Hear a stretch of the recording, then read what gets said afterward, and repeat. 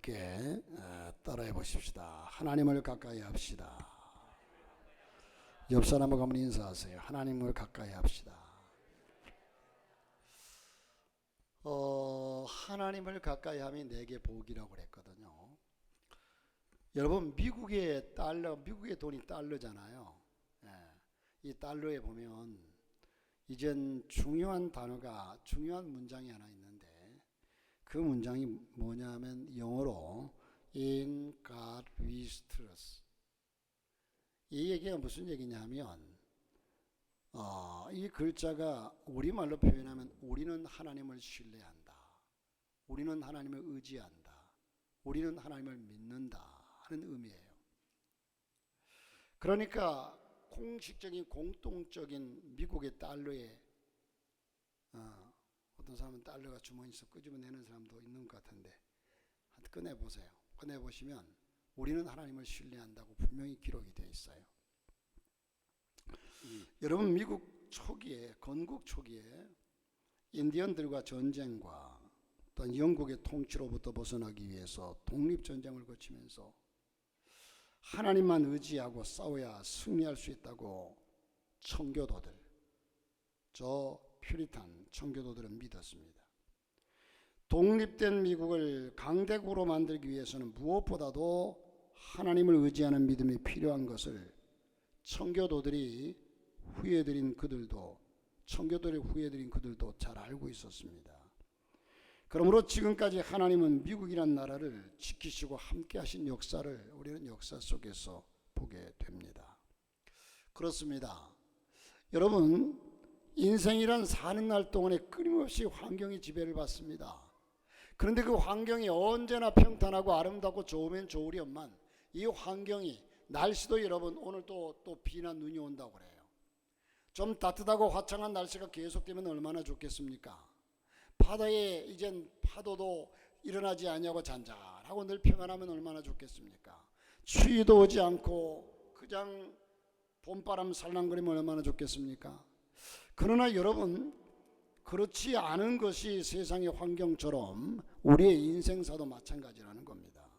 모르긴 해도 지금 여러분에게 복을 많이 빌고 여러분이 복을 많이 사모하지만 이 한 해 동안도 여러분의 삶은 어떻게 변할지를 모릅니다. 어떻게 나타날지를 모릅니다. 그러나 여러분, 다윗처럼 살아계신 하나님을 경험하고 하나님이 인도하시는 삶을 통해서 승리해야 될 줄로 믿습니다. 수많은 역경과 고난이 있다고 해도요, 하나님을 의지하는 믿음으로 나아가야 합니다. 다윗은 하나님을 의지한 즉 두려울 것이 없으며 하나님을 의지하면 실족지 않게 하여 주신다는 확고한 믿음이 다윗에게는 있었습니다. 여러분, 다윗처럼 하나님을 의지한 즉 이 신앙 고백 분명히 우리에게는 있어야 합니다. 하나님만이 나의 반석이시오, 나의 요새시오, 나의 능력이시오, 나의 삶이시라. 하나님만이. 여러분, 2024년 24년 전에 여기에 24살 이전에는 태어나지도 않았어요. 그런데 그때 여러분 기억나시잖아요. 뉴 밀레니움.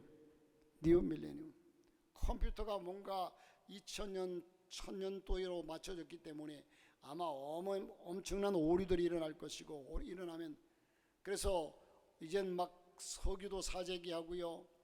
2000년도가 되기 전에 99년도 많은 사람들이 그랬어요. 제가 아는 목사님도 자동차는 경유를 해야 되잖아요. 석유를 3드럼인가 사놨대요. 사놨다가 나중은 결국은 자기 그 승합차에다가 경유 대신 석유 넣고 썼대요. 그다 써야 되니까.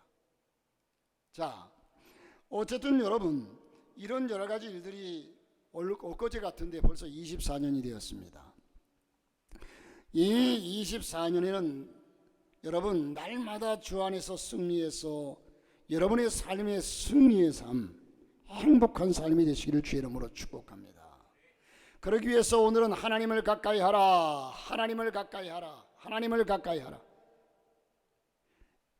사람은 평생을 살면서 가까이 해야 할 것이 있고 멀리 해야 할 것이 있습니다.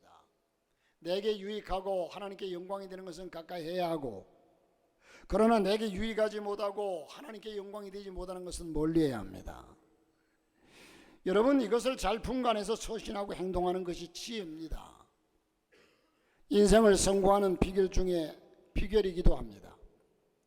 오늘 말씀의 결론부터 말씀드리면, 오직 그리스도 안에서 새 생명을 얻고 육신의 행복이나 형통함도 오직 말씀과 하나님 안에 있기 때문에 그분 하나님을 의지하고 그분 하나님께 나와서 그분과 더불어서 그분과 함께 승리해라. 할렐루야, 할렐루야. 요한복음 15장 4절에 이렇게 말씀합니다. 나는 내 안에 거하라. 우리 보고 내 안에 거라고 말씀합니다. 나도 너희 안에 거하리라. 근데 먼저 전제되는 것이 너희들이 내 안에 거하면 나도 너희 안에 거하리라. 가지가 포도나무에 붙어 있지 아니하면 스스로 열매를 맺을 수 없음 같이 너희도 내 안에 있지 아니하면 그러하리라. 다시 말해서 언제나 주님과 함께 하나 된 삶이 승리의 삶이고 사는 생존하는 삶이라는 거죠. 이 말씀은 한마디로 예수가 생명입니다. 하나님이 생명입니다. 그러기에 우리는 하나님과 하나 될 때만이 살 수 있을 뿐만 아니라 열매를 맺고 우리의 삶의 형통한 역사를, 하나님의 영광을, 하나님의 능력을 나타나게 될 줄로 믿습니다. 하날세 우리 모두 다 하날세, 하나님과 하나 되고 사람과 하나 되고. 여러분, 하나님의 말씀인 성경에 하나님과 성도의 관계를 말할 때 다양하고 많은 표현들로 하나님과 성도의 그 관계, 우리는 수많은 관계 속에 살지 않습니까? 제가 집에 가면은 부모와 자식의 관계, 부부의 관계, 또한 교회 하면 성도의 관계, 사회 나가면 사회 일원들과의 관계, 수없이 많은 관계들을 맺고 삽니다. 이 하나님의 말씀인 성경이 하나님과 성도의 관계도 우리에게 말씀하는데, 그 관계를 가장 많이 사용한 언어가, 하나님과 우리의 관계를 가장 깊이 있고 가장 많이 사용하는 언어가 바로 아버지와 아들의 관계를 말씀하고 있습니다. 아버지와 아들의 관계입니다.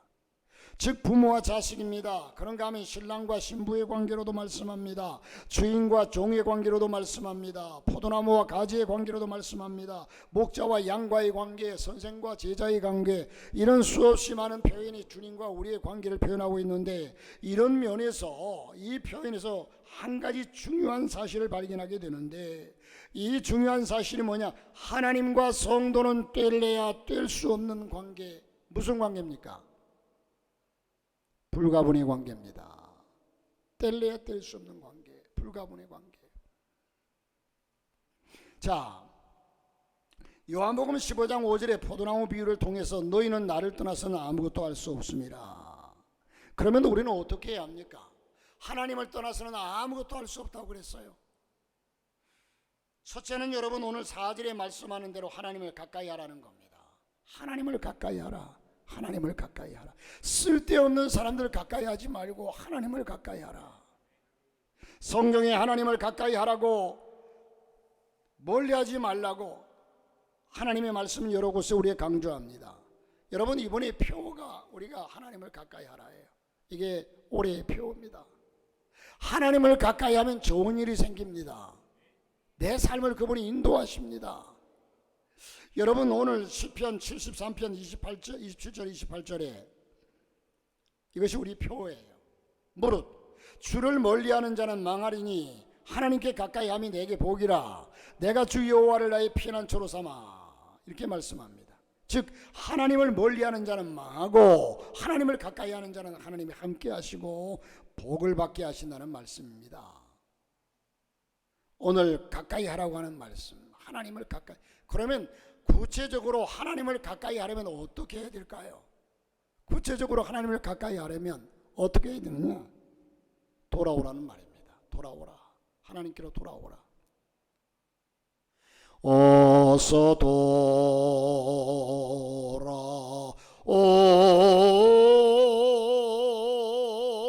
어서 돌아마노.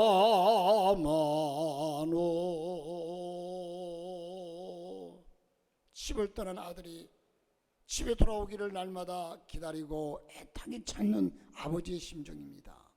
아버지께로 돌아오라는 겁니다. 하나님과 멀어진 관계에서 가까이 돌아오는 말씀입니다. 이 누가복음 15장이 탕자의 비유를 통해서 주신 교훈입니다. 아버지 하나님을 멀리 떠나서 방탕하고 마음대로 살던 아들 탕자, 그 결과는 큰 후회와, 여러분 그가 거지로 나갔습니까? 돈 가지고 나갔어요? 자신 있게 나갔어요? 얼마든지 할 수 있다고 생각했어요.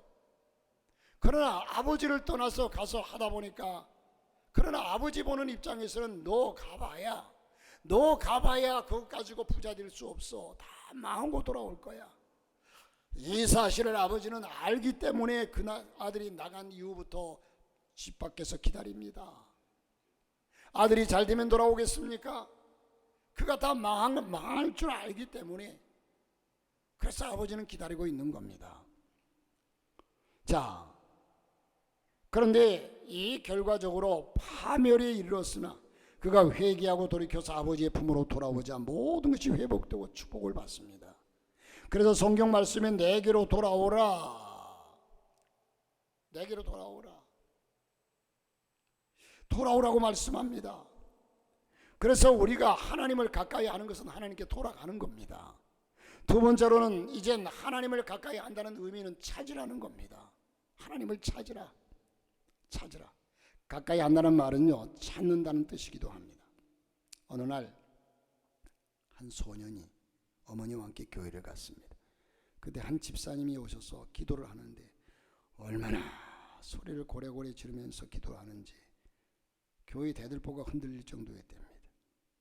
그 기도가 끝났을 때 이 아이는 어머니에게 귓속말로 얘기를 했습니다. 엄마, 저 집사님이 평소에 하나님께 더 가까이 있었더라면 저렇게 크게 기도할 필요가 없었을 거 아니에요? 안 그래요? 저 집사님이 평소에 하나님께 더 가까이 있었더라면 저렇게 크게 기도할 필요가 없었을 거예요. 안 그래요? 이해가 되십니까? 그렇습니다. 그 아이의 이야기는 틀린 것이 아닙니다. 우리는 항상 하나님께서 가까이 계시고 우리를 도와주실 것을 믿어야 합니다. 하나님과 멀어지다 보니까 언젠가는 울부짖고 그분을 찾을 수밖에 없는 거 아니겠습니까? 시편 53편 2절 3절에 말씀합니다. 시편 53편 2절 3절 한번 같이 읽어보십시다. 시작. 하나님이 하늘에서 인생을 굽어 살피사 지각이 있는 자와 하나님을 찾는 자가 있는가 보려 하신즉 한 사람도 없도다. 계속 이어서 이사야서 55장 6절 시작. 너희는 여호와를 만날 만한 때에 찾으라. 가까이 계실 때에 그를 부르라. 그렇게 말씀합니다. 아모스 5장 6절 시작. 너희는 여호와를 찾으라. 그리하면 살리라. 그렇지 않으면 그가 불길같이 요셉의 집에 임하여 멸하시리니 베들에서 그 불들을 끌 자가 없으리라. 할렐루야. 우리가 하나님과 자꾸 멀어지면 찾아도 찾을 수가 없는 겁니다. 예레미야 29장 13절에 너희가 온 마음으로 나를 구하면 나를 찾을 것이요 나를 만나리라 말씀했어요. 만나는 것보다 더 가까이 가는 방법이 없습니다. 그분을 만나야 합니다. 우리가 여호와 하나님을 가까이 하려면 찾아야 합니다. 우리는 시편 42편 1절에 보니까 하나님이여 사슴이 시내 갈급하여 시냇물을 찾듯 내 영혼이 주를 찾기에 갈급하나이다. 사슴이 시냇물을 찾기에 갈급함 같이 내 영혼이 주를 찾기에 갈급하나이다 고백하고 있습니다. 이런 열정으로 회복되어야 된다는 말이죠. 여러분, 하나님을 가까이 하려면요 또 찾을 뿐만 아니라 그 찾았으면 뭐 해야 됩니까? 그 주님과 그 하나님과 교제해야 합니다. 대화해야 합니다. 교통해야 합니다. 진정한 대화와 교제는 가장 가까운 사람과 하는 겁니다. 하나님은 자녀인 우리와 교제하는 것을 가장 좋아하십니다. 늘 교제하고 대화하고. 그래서 우리는 기도를 통해서, 그러면 그 교제가 어떻게? 두 가지로. 첫째는 기도를 통해서 교제할 수 있어요. 내가 하나님께 기도함으로 하나님 내 기도를 들으시고 함께 교제하는 겁니다. 진정한 대화와 교제는 가장 가까운 사람과 하는 겁니다. 가장 가까운 사람과 하는 대화가 제일 진지하고 제일 못할 말도 믿기 때문에 서로 내어놓고 얘기합니다. 하나님은 자녀인 우리와 교제하는 것을 가장 좋아하시는데 우리는 기도를 통해서 날마다 순간마다 언제나 어디서나 하나님과 교제를 합니다. 기도는 하나님과의 영적인 대화로서 일방적인 부르짖음이 아니고 통보가 아닙니다.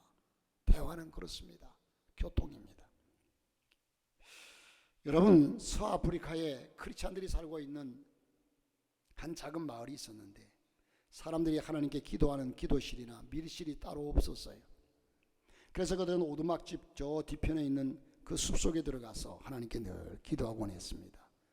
그러자 모든 오두막 뒤에 숲속으로 들어가는 길이 자연스럽게 생겼습니다. 이 사람도 거기가 기도하고 저 사람도 거기가 기도하고 그러다 보니까 그 기도하는 곳으로 가는 길이 자연스럽게 생겼습니다. 기도하러 들어가고 나가고 이 발걸음으로 인해서 생긴 거룩한 발자취라고 얘기할 수가 있지요. 그런데 열대지방에는 식물이 빨리 자랍니다. 비만 한번 왔다면 쑥쑥 자라요. 이 길을 조금만 사용하지 않으면 잡초가 벌써 금방 무성해집니다. 이것을 본 다른 크리스찬이 지나가시다가 그 길에 잡초가 무성한 것을 보면 근심스러운 표정으로 형제여, 그 길에 문제가 많이 생겼군요. 이렇게 대답합니다. 여러분, 이 말은 당신의 영적 인생길에 많은 문제가 생겼다는 겁니다. 우리가 하나님의 기도의 통로가 막혀서는 안 됩니다. 늘 하나님과의 기도의 통로가 열려 있어야 합니다. 교제해야 합니다. 때로는 나와서 있는 힘을 다해서 부르짖기도 하고요. 때로는 혼자 나와서 속삭이기도 하고요. 우리의 기도가, 여러분, 하나님께 부르짖지 못하는 사람은 그냥 조용조용하는 기도도 의미가 없어요. 때로는 부르짖어 기도하고 때로는 조용히 기도하고 때로는 대화하듯이 쳤다고 운전하고 하면서 하나님께 기도하고, 이러한 기도가 우리의 삶 속에 있어져야 한다는 겁니다. 쉬지 말고 기도하라. 쉬지 말고 기도하라. 사랑하는 성도 여러분, 마치 이 길이 그의 신앙의 척도에 판단하기까지 되었습니다. 기도의 길이 막혀 있으니까 그 신앙까지 죽어간다는 겁니다. 그렇습니다. 우리는 흔히 기도는 성도들의 신앙생활의 호흡이라고 말합니다. 마치 기도하러 들어가는 길에 잡초가 무성하듯이 우리 신앙의 길이 원활하지 못하면 마귀가 뿌린 잡초가 무성할 수밖에 없습니다. 두 번째로는 여러분, 하나님을 가까이 하고 하나님과 교통하는 방법 중에 하나가 기도로 교통하고 교제하고, 두 번째로 하나님 말씀으로 교통하고 기도합니다. 이 말씀이 내게 뭐라고 하는지, 이 말씀을 통해서 하나님과 교통하는 겁니다. 성경 말씀, 성경을 통해서 교제합니다. 말씀을 보고 교제합니다. 은혜를 받습니다. 하나님의 뜻을 알게 되고 말씀 속에서 하나님과 친밀한 교제를 하는 겁니다. 여러분, 하나님의 생생한 음성을 듣고 그 하나님 말씀 앞에서 우리는 예와 아멘으로 순종할 뿐입니다. 하나님의 말씀 앞에서 예와 아멘으로 순종할 뿐입니다. 말씀 안에 복이 있습니다. 말씀 안에 능력이 있습니다. 하나님의 말씀은 곧 살았고 능력이 있어 좌우의 날이 선 검보다도 예리하다고 했습니다. 하나님의 말씀을 가까이 하십시오. 이번 성경 통독대회에도요, 여러분 모두 참여하십시오.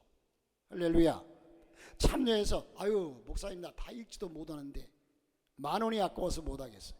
창세기만 읽어도 10,000원어치는 충분히 돼요.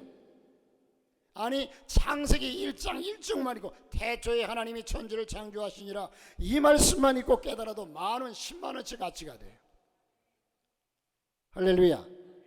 아니 그거 다 모질까 봐 등록도 안 하고 세상에, 아이고 세상에, 성가대 제가 볼 거예요. 지금 오늘 참석한 사람들 저기 뒤에. 여러분, 성경 보다가 다 못 읽었으면 내년에 또한 거기 돈 또 내년에 10,000원 내고 또 거기서 봐요. 그러면 2년 만에 일독에도 돈 20,000원어치 가치가 확 저녁까지 해야 되겠다. 지금 더 있어요. 하나님 말씀의 가치예요. 예? 오늘 마치고 하는 분들은 하세요. 하고서 돈 10,000원, 여러분 돈 10,000원 가지고요 내고서 읽고 나면 여러분에게 선물은 지금 최하 20,000원 이상짜리를 선물하거든요. 그러니까 안 할수록 교회는 더 이득이야. 그러나 해야 돼요. 영적으로는 훨씬 더 여러분에게 이득이니까. 자, 하나님의 말씀입니다. 하나님의 말씀. 하나님의 말씀은 성경을 통해서 교제합니다. 말씀을 보고 읽고 은혜를 받음으로 하나님의 뜻을 알게 되고 말씀 속에서 하나님과 친밀한 교제를 갖는 겁니다. 하나님의 생생한 음성을 듣고, 여러분 하나님 말씀을 읽으면서요 정말로 생생한 귀로 듣는 것처럼 말씀이 마음속에 팍팍 와서 꽂힐 때가 있어요. 그래서 우리는 말씀이, 여러분에게 말씀이 한 구절씩 주어졌잖아요. 송구영심을 통해서. 이 성경 66권을 로고스라고 그래요. 로고스. 헬라어 로고스라고, 로고스라고 하는 헬라어는 이건 하나님 말씀이라는 뜻이거든요. 그러면 이 하나님의 말씀 전체 66권을 로고스라고 그래요. 그러나 구슬이 서말이라도 꿰어야 보배라. 이 말씀이 내게 딱 부딪히고, 나와 상관없는 말씀은 나와 상관없는 의미 없는 말씀이에요. 그 성경 읽다가 어느 말씀이 나를 딱 붙잡고 나를 깨우치게 하고 나와 맺어진 말씀을 레마라고 그래요. 레마. 나와 부딪힌 말씀. 그래서 저와 여러분이 지금 여러분에게 한 절씩 주어진 말씀을 여러분 레마예요. 여러분에게 주어진 말씀. 그러니까 우리가 이 66권의 말씀을 다 따르지 못해도 그 말씀 한 말씀 붙잡고 살아가는 거죠. 레마. 혹 낮에 지난주까지 못 받으신, 일부 예배 때는 받았는데 못 받으신 분들은요 앞에 여기 말씀함이 있어요. 오셔서 기도하고 하나 뽑으십시오. 예. 자, 하나님의 말씀을 통해서, 그래서 우리는 늘 말씀을 묵상하고 말씀을 가까이 해야 합니다. 사실 여기에서 제가 설교학을 배울 때 그 설교학 교수님이 그런 얘기를 해요. 목사는 설교를 준비할 때 영성을 얻는다. 목사는 설교를 준비해. 여러분에게 한 편 설교가 나갈 때는요, 저는 이 설교를 지금 최소한 5번, 10번은 지금 읽고 보고 또 일부에 또 설교를 했고 하거든요. 자, 하나님의 말씀인 성경을 통해서 교제합니다. 말씀을 보고 읽고 은혜를 받음으로 아멘하고 순종합니다. 여러분, 말씀 안에 다 하나님의 능력이 들어있어요. 여러분, 스탠다드 오일이라고 하는 오일 회사 얘기를 들어보셨죠? 스탠다드 오일 회사. 이 스탠다드 오일 회사는요 세계적으로 우수한 오일을 공급하는 회사입니다. 그런데 그 기름을요, 오일을 이집트에서 보내온다고 합니다. 그런데 이 회사는 미국의 석유 회사입니다. 어떻게 미국인이 이집트에서 기름을 보내는가 잘 알려지지 않았는데 바로 그 이유가 이렇습니다. 스탠다드 오일 회사의 중력 가운데 하나가 한 분이 믿음이 깊은 분이 있었어요. 그가 어느 날 출애굽기 2장을 읽고 있었는데 모세가 갈대 상자에 담아 이집트의 나일강 하수에 버리는 내용을 읽었습니다. 눈이 번쩍 띄었습니다. 출애굽기 2장 3절에 보면 갈대 상자를 가져다가 역청과 나무진을 칠하고 아기를 거기 담아 나일강과 갈대 사이에 두고 라는 말씀이 있습니다. 여기서 그는 이 역청이 뭡니까? 여러분, 역청이 뭐죠? 여러분이 알고 있는 상식에선 역청이 뭐예요? 예? 뭐처럼 역청 비슷한 게 뭐예요? 석청. 세리요한이 광야에서 뭘 먹고 살았어요? 석청을 먹고 살았죠. 그런데 그 석청과 역청은 달라요. 자, 여기에 역청은요 영어로 피치라고 그래요. 피치. 아시는 분은 영어로 피치가 뭘 말하죠? 예? 기름찌꺼기. 예, 우리 장로님이 정확하게 하시네요. 기름찌꺼기. 이 피치는 기름찌꺼기인데요 바로 석유라는 말입니다. 석유찌꺼기, 기름이란 말이에요. 자, 여러분, 여기에서 이미 그 오래전에 모세의 어머니가 모세를 나일강에 버릴 때에 그게 물이 새지 않도록 이 역청을 발랐다는 거예요. 갈대상자를 만들어서 그 모세의 어머니가 피치, 즉 석유를 가지고서 그것을 발라서 아기를 담았다고 합니다. 그래서 야, 하나님 말씀은 정말인데 참말인데 모세의 어머니가 석유에서 나오는 피치로 갈대상자를 발랐다고 했으니 그곳에 석유가 분명히 많을 것이다. 이래서 그 말씀을 따라서 석유 전문가인 찰스 휘사트라고 하는 분과 함께 부탁해서 이집트 현지를 답사하게 됩니다. 그 결과 모세의 어머니가 모세를 갈대상자에 담아 떠내려 보내려 했다고 하는 바로 그곳에서 커다란 유전을 발견하게 됩니다. 그 큰 유전을 발견하기 위해서 큰 부자가 되었지요. 그가 말씀을 믿었더니 엄청난 축복이 온 겁니다. 말씀 안에 능력이 있습니다. 말씀 안에 보화가 있고 말씀 안에 우리에게 주시는 하나님의 능력과 축복이 들어있습니다. 그러므로 말씀을 믿는 자에게는 복이 오는 것입니다. 자, 그러면 어떻게 하나님을 가까이 할 수 있습니까? 하나님을 가까이 하려면 조건이 있습니다. 죄인들아 손을 깨끗이 하라. 죄인은 세상에서 구원받지 못한 사람들을 그들을 향해서 하는 말씀이 아니라 이미 그리스도를 믿고 예수 믿는 사람들을 향해서 하시는 말씀입니다.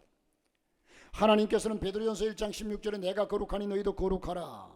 하나님을 가까이 하려면 우리가 거룩해져야 합니다. 이 거룩이라고 하는 말은 우리는 단순하게 세상에서 도덕과 윤리적인 측면에서 깨끗하다, 거룩하다 그 측면이 아닙니다. 성경에서 거룩은요, 거룩이란 말은 여러분 분리 또 구분 이런 뜻이거든요. 그래서 이스라엘 백성들이요 이젠 광야로 나오기 전에 10가지 재앙이 내려 10번째 재앙에서 천사가 이스라엘 백성들에게는 다 문설주의 양의 피를 바르라고 했어요. 구별했어요. 그래서 그때 이스라엘 백성들과 애굽 사람들을 구별했어요. 이젠 죽음의 사자가 지나가면서 구별해서 양의 피가, 그러니까 우리가 예수 그리스도의 피를 덧입고 하나님의 사람이 된 사람들이 바로 거룩한 사람들이에요. 하나님의 사람들이 된 사람들, 확실한 하나님의 자녀가 된, 그래서 우리를 성도라고 얘기합니다. 성도. 여러분, 성도는 세상에서 죄 없이 정말 깨끗하게 산 사람이 성도가 아니고, 성도는 예수를 믿는 사람들의 모임 자체가 성도입니다. 그러니까 하나님을 나의 아버지로 모시고 예수를 나의 구주로 믿고 나가는 사람들, 그 사람들이 바로 성도예요. 거룩한 사람들이에요. 거룩한 무리예요. 천국 갈 백성들. 두 번째, 마음을 성결하라고 했습니다. 이 말씀도 이방인이 아닌 구원받은 그리스도인에게 있다고 하는 말씀입니다. 두 마음을 품은 자란 아직도 하나님을 사랑하는 마음과 세상을 사랑하는 마음을 동시에 소유하는 사람들입니다. 세상을 사랑하는, 여러분 세상 것에 참 정신이 팔려있는, 제가 요즘 와서 늘 얘기한 처럼 목숨 걸고, 어떤 사람은요 이젠 세상 그 유행가 뭐 이런데 목숨을 걸고 팬이 돼가지고요 여기 가면 여기 가고 저기 가면 저기 가고 자기 있는 돈도 그를 위해서 투자하고 헌신하고 미국 가면 미국 쫓아가고 뭐 아주 광팬이잖아요. 광팬, 후라이팬, 넓은 후라이팬, 이런 광팬이 돼가지고 아주 그 사람에게 가치는 오직 그거예요. 어떤 사람 또한 정치에 그냥 휩쓸려가지고, 여러분 정치에 너무 깊이 들어가지 마세요. 여러분 지지하는, 여러분 나름대로 개인적인 지지하는 사람을 가지고 지지하고, 이 사람도, 여러분 대한민국의 대통령 못 될 사람이 어디 있어요? 지금 될 만한 사람들 얘기한다면 다 할 수 있어요. 밑에서 다 아는 거고. 그런데 장단점이 다 있죠. 그런데 우리는 너무 지금 우리나라가 갈등이 심해서 지금 양쪽으로 극단화되어 있어요. 이게 큰 문제. 우리나라라는 전체를 봐야 돼요. 우리는. 여러분은 어떤 제 지지하는 사람들, 맞아요, 지지해야죠. 그런데 이게 너무 극단적으로 가가지고 그래서 칼부림이 나잖아요. 이거 있을 수가 없는 얘기예요. 그 사람이 나라를 얼마나 사랑하기에, 정말 그 사람이 나라를 목숨만큼이나 사랑하기 때문에 그렇게 칼부림이 났을까요? 아니에요. 자기 감정이지, 자기 미움이지, 나라를 그렇게 사랑해서 그렇게 칼부림 낸 거 아니에요. 그러니까 미친 거예요. 자기 감정에 도취된 거죠. 여러분, 그러므로 우리는 세상에 목숨을 걸 만한 것은 예수밖에 없어요. 쓸데없는 것에, 세상 것에 목숨 걸지 마세요. 그거 별거 아니에요. 할렐루야. 이젠 사람들 세상에 좋아하는 것들을 보면요 아주 각양각색입니다. 두 마음을 품었어요. 예수 믿는 사람들 가운데서도 예수 믿는다고 하면서, 그러나 자기 마음이 어느 쪽에도 기울어져 있느냐에 따라서 그쪽으로 치우치게 돼 있겠지요.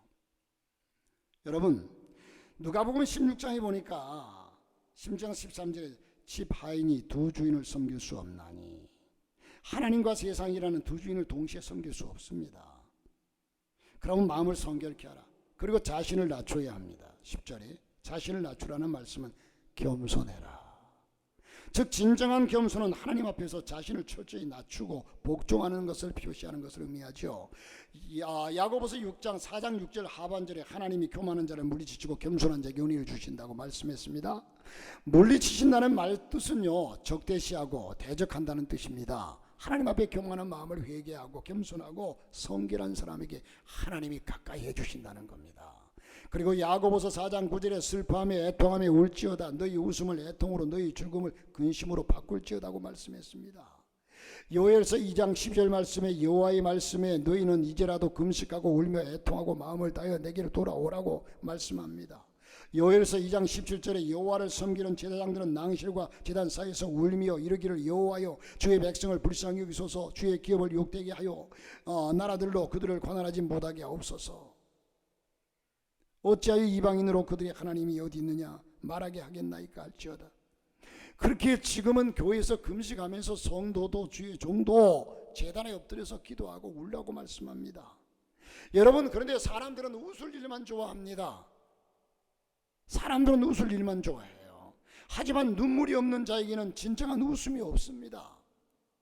눈물 없는 웃음은 그것은 별 의미 없는 웃음입니다. 울어야 합니다. 울음을 애통으로 바꿔야 합니다.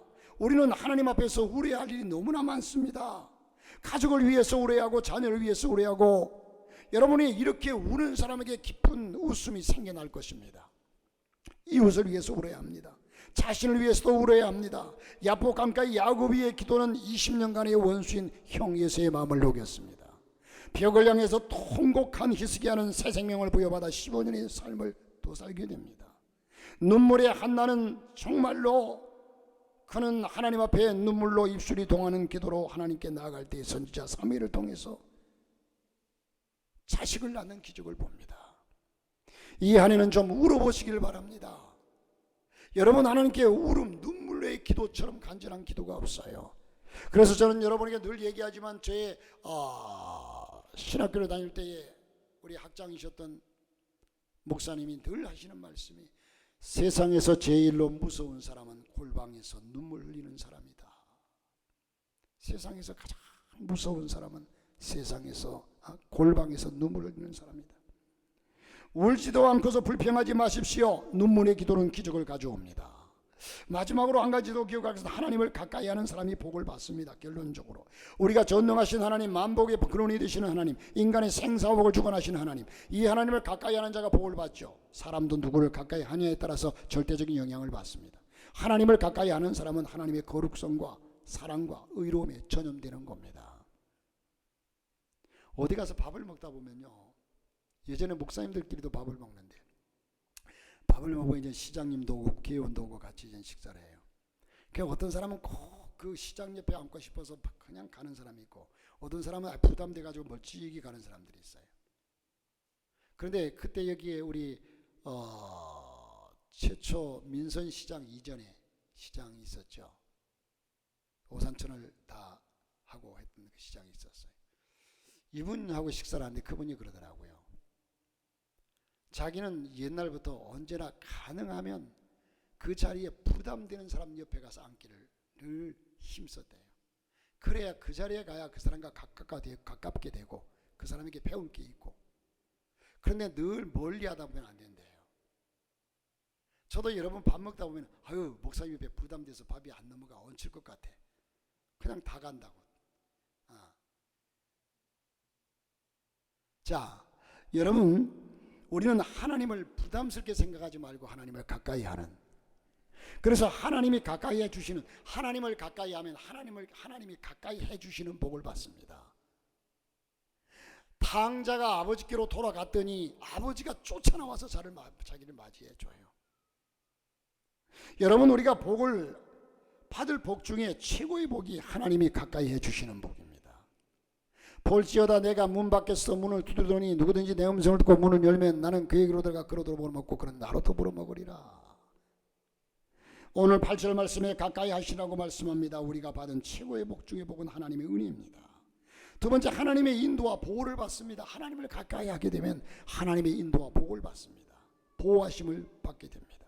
하나님께 철저히 복종하는 것이 하나님을 가까이 하는 비결입니다. 복종한다는 말은 단순히 하라는 대로 하는 복종이 아니라 철저하게 낮은 위치에서 하나님의 계명에 순종하면서 겸손하게 아뢰면서 하나님의 섭리에, 자기 자신 하나님의 섭리에 맡기는 것을 말합니다. 그리고 더욱더 큰 은혜를 주십니다. 하나님께 가까이 가면 하나님이 큰 은혜를 주십니다. 하나님을 가까이 하기 위해서 준비하고 노력하는 사람들에게 더 큰 은혜를 베풀어 주십니다. 하나님은 믿는 자들에게 누구에게나 은혜 주시기를 좋아하십니다. 우리가 마귀를 대적하고 하나님을 가까이 하기만 하면 온갖 은혜와 복이 하나님으로부터 우리에게 주어질 줄로 믿습니다. 그리고 새 힘을 얻습니다. 여러분, 전능하신 하나님을 가까이 할 때 새 힘을 얻게 되는데, 의미 없이 여러분 그래 하나님 가까이 하면 하나님이 새 힘 주시지, 이런 여러분 느낌 없는 말씀이 아니고, 세상에서 사람도 힘 있는 권세자를 가까이 하면 권세를 누리기도 합니다. 이사야서 40장 31절에 보니까 오직 여호와를 앙망하는 자는 새 힘을 얻으리니, 여호와를 앙망하는 것은 하나님을 내 안에 모시는 것, 그분을 사모하는 것, 그분을 사랑하고 가까이 하는 것, 그러면 새 힘을 얻으리니, 즉 가까이 하는 거죠. 여러분, 우리가 사랑하는 사람과 함께 할 때 새 힘이 솟습니다. 그렇잖아요? 사랑하는 사람과 함께 있으면서 사랑하는 사람이 내게 뭔가 한마디 해주면 그 힘이 내게, 그 말이 내게 큰 힘이 돼요. 마찬가지로 하나님을 가까이 하고 하나님을 사랑하면 하나님께서 주시는 말씀에 새 힘이 솟습니다. 사랑하는 성도 여러분, 인생을 사는 것이 힘이 듭니까? 여호와 하나님을 앙망하십시오. 여호와 하나님을 사랑하십시오. 여호와 하나님을 가까이 하십시오. 새 힘을 얻을 것입니다. 즐거움이 넘치실 겁니다. 시편 40편 16절에 주를 찾는 자는 다 주 안에서 즐거워하고 기뻐하게 하시며 주의 구원을 사랑하는 자는 항상 말하기를 여호와는 위대하도다 하게 하소서. 여러분, 영국의 시인 윌리엄 어니스트 헨리라고 하는 사람의 대표시 가운데 이런 부분이 있습니다. 내 운명의 주인은 나다. 내 영혼의 선장도 나다. 여러분, 정말 그렇습니까? 자신이 자신의 주인입니까? 여러분은 자신을 자신 마음대로 할 수 있습니까? 자신의 삶과 죽음을 자신이 조절할 수 있습니까? 내가 계획한 대로 나갈 수가 있습니까? 전혀 아닙니다.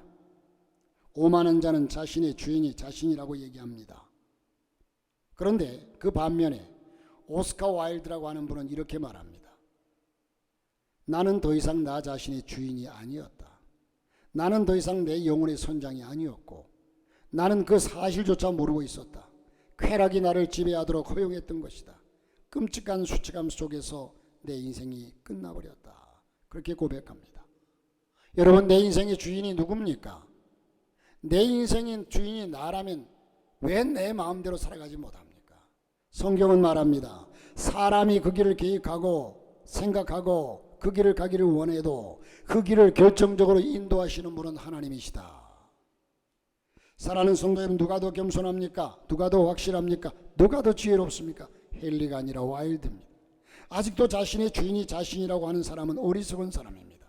오직 하나님이 우리의 주인이십니다. 그분께로서 가까이 가서 이 한 해 동안에 주님과 동행함으로 말미암아 주의 은혜를 덧입고 주의 사랑을 덧입고 주의 크신 능력을 덧입어서 이 한 해에는 날마다 어떤 일을 만나도, 여러분의 삶에 이 한 해에도 어떤 일을 만날지 몰라요. 예수 믿는 사람이니까 여러분의 삶에는 아무런 일도 일어나지 않을까요? 사고도 없을까요? 병마도 없을까요?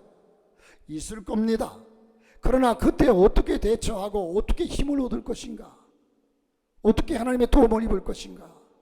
그러기 위해서 우리는 하나님과 동행하자는 겁니다. 하나님이 내 곁에 계시면 지금 내가 어림을 당해도 금방 하나님께서 나를 도우시고 보호하시고 인도하실 줄 믿습니다. 그러나 하나님은 멀리 떠나 있었습니다. 그렇다면 멀리 떠나서 그 일을 당하면 어쩔 수가 없어요. 돌아와서 하나님을 만나기까지, 하나님 안에 가기까지, 하나님을 내 마음에 모시기까지 주 안에서 이 한 해 동안에 승리하는 역사가, 행복한 역사가 있기를 주의 이름으로 축원합니다.